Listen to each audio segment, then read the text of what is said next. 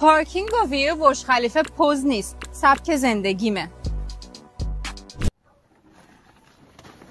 پارکینگ با خونه 2 میلیاردی پوز نیست، سبک زندگیمه.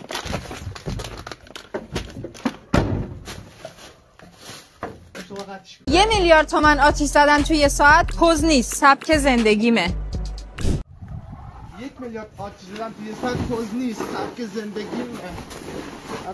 تب نکردن تو ویشلیست هرمس برای خرید کلید پوز نیست، سبک زندگیمه. تب نکردن برای پوز نیست، سبک زندگیمه. آره، سبک زندگیمه، پوز نیست.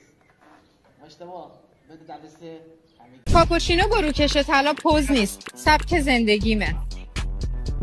کاپیچونو با روکش طلا پوز نیست، سبک زندگیمه. آره دایی.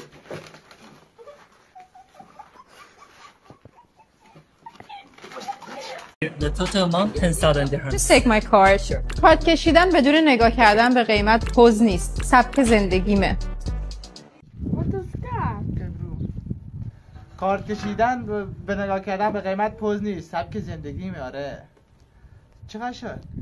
150 میلیون؟ یعنی چه؟ گانه خورم بزنی داشت. گرفتن تو مال پوز نیست، سبک زندگیمه. ماشین خارجی داشتن پوز نیست، ماشین خودم. برو.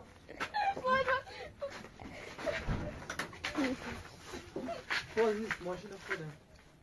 آره بچه لایک گرفتن. لایک و ساب پوز نیست، سبک زندگیتونه. لایک کن، ساب کن.